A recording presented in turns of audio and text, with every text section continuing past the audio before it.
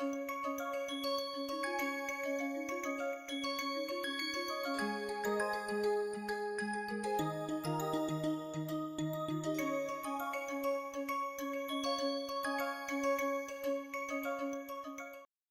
everyone. So now we're going to watch a tutorial on IMS Act, Infant Milk Substitute Act.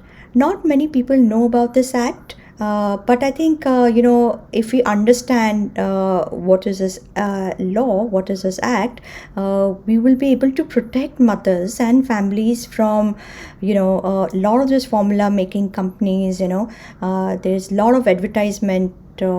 Sometime people don't know that this advertisement to mothers on infant milk substitute is against the law. So do watch this tutorial and understand what is the law, and please pass on this message to everyone. Okay, thank you. Welcome to the spoken tutorial on the Indian law to protect breastfeeding. In this tutorial, we will learn about Infant Milk Substitutes or IMS. The IMS Act. Let us first understand what are infant milk substitutes. Infant milk substitutes are also called IMS. IMS are baby foods presented as a partial or total replacement for breast milk. They include all commercial baby foods for infants up to 2 years old.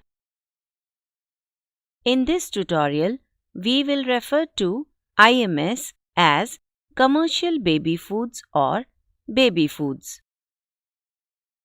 Why do people use commercial baby foods? There are 5 major reasons for the popular use of commercial baby foods. The first reason is the myth that compares commercial baby foods to breast milk. It is believed that they are as good as breast milk. They can substitute breastfeeding completely.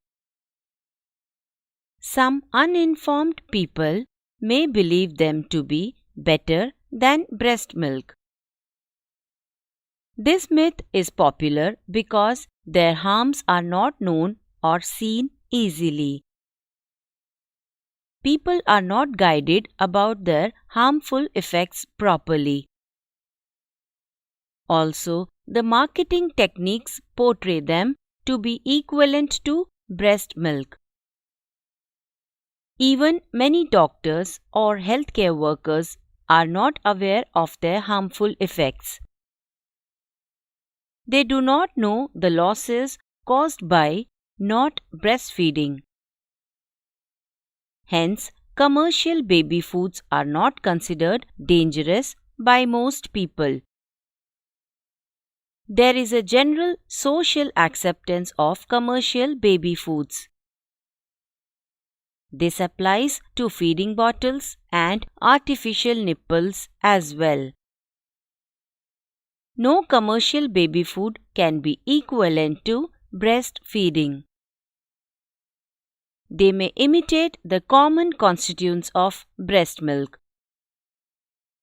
Common constituents include proteins, calories, or fats.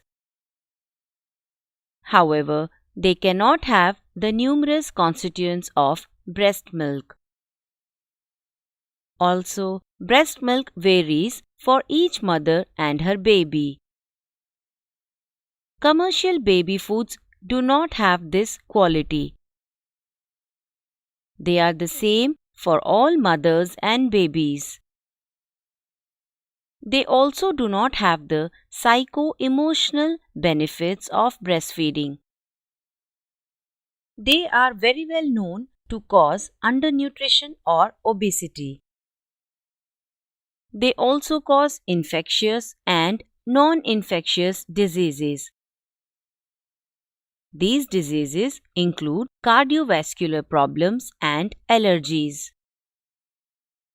Their worst effect is that they make breastfeeding seem unimportant for babies. they stop people from seeing that breastfeeding is free and the best. The second reason for using baby foods is that they seem like an easy shortcut. Breastfeeding is a skill. It takes time and effort to learn or assist the proper breastfeeding technique. There could be problems while learning how to breastfeed. Mother needs the family's support to breastfeed at home. She also needs society's support to breastfeed outside home or at work. Therefore, commercial baby foods are considered as convenient alternatives. Let's discuss the third reason for the use of commercial baby foods now. Not well-informed healthcare workers use baby foods as an easy solution. They may not know how to help mothers to breastfeed properly. So, in a problematic situation, they recommend commercial baby foods by default. The fourth reason for using baby foods is their heavy promotion by manufacturers. Scientific words and rewards are used to convince people to buy baby foods. They are used to convince healthcare workers to prescribe baby foods easily. The fifth reason for using baby foods is the emotional weakness of new mothers. Their worries increase during their own problems. They also increase during disasters such as floods or the COVID-19 crisis. They lose confidence and feel that breast milk won't be enough for their baby. They start believing the wrong advice on the usefulness of baby foods. Then they start using commercial baby foods.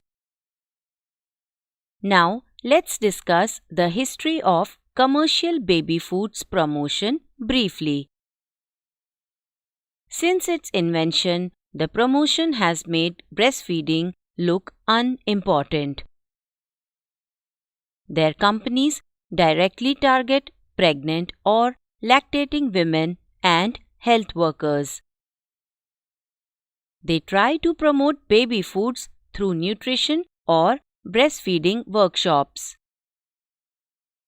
They do free product distribution during emergencies like floods or earthquakes.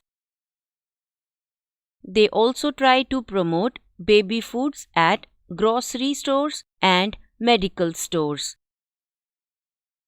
Commercial baby foods are prominently displayed in the stores. They use incentives to lure people to buy and use commercial baby foods. Health activists realized how harmful these strategies are for babies. Infancy is a vulnerable period of life. Inappropriate feeding practices like improper use of baby foods are very risky. So, the regulation of commercial baby foods promotion requires special laws. Therefore, the International Code of Marketing of Breast Milk Substitutes was created. It was adopted by the World Health Assembly in 1981. This urged all countries to make laws regulating the marketing of baby foods. India passed the Infant Milk Substitutes Feeding Bottles and Infant Foods Regulation of Production, Supply and Distribution Act 1992 and Amendment Act 2003. It is also called the IMS Act. There are many laws passed by all the countries enacting the code. Among all the laws, the IMS Act is one of the most stringent laws. The provisions of the IMS Act are very clearly put up by BPNI. BPNI is the Breastfeeding Promotion Network of India. Now, let's discuss the 10 violations of the IMS Act. The IMS Act is considered violated if a food is promoted by any means, specifically for children up to 2 years of age. The name of the food doesn't matter. If the products under the scope of the IMS Act are advertised.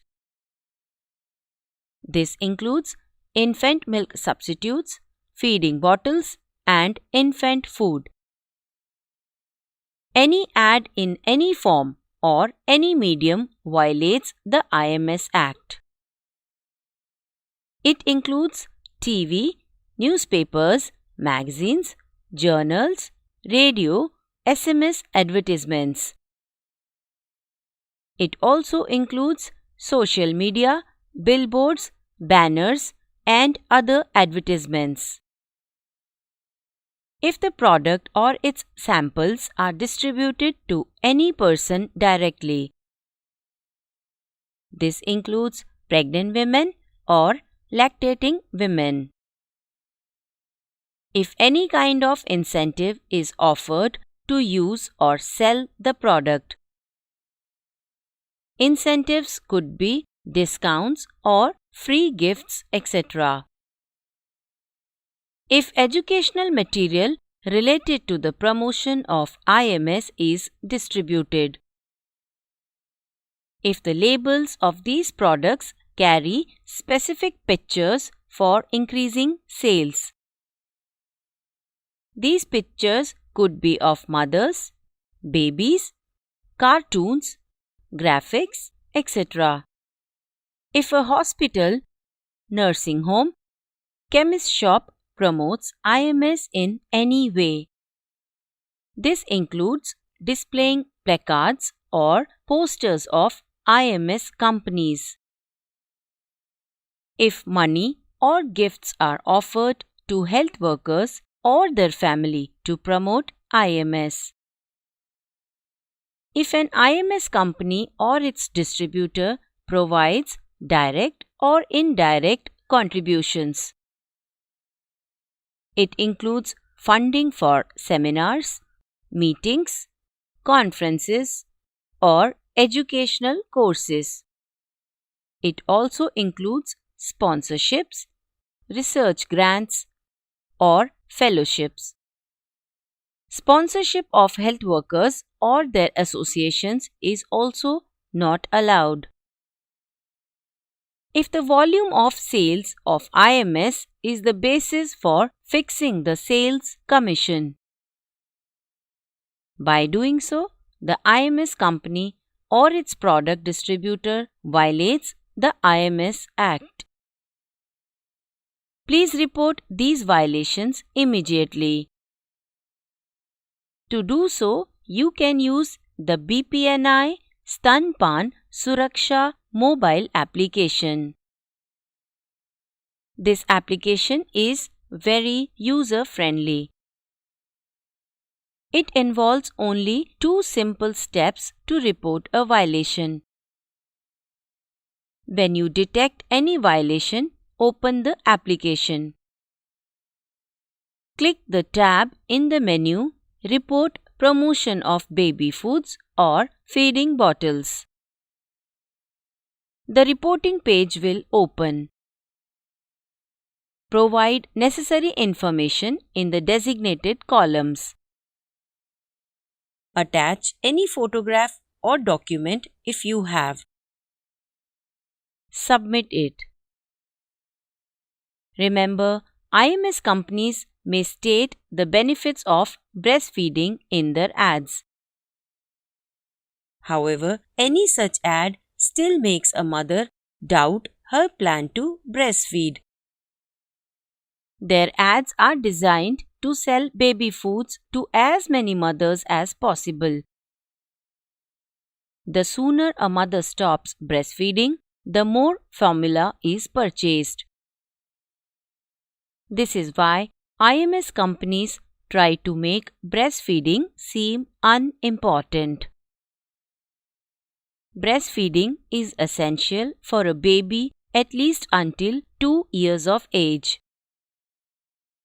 The correct breastfeeding technique is important for breastfeeding adequately. It is discussed in other tutorials in the same series. This brings us to the end of this tutorial. Thank you for joining.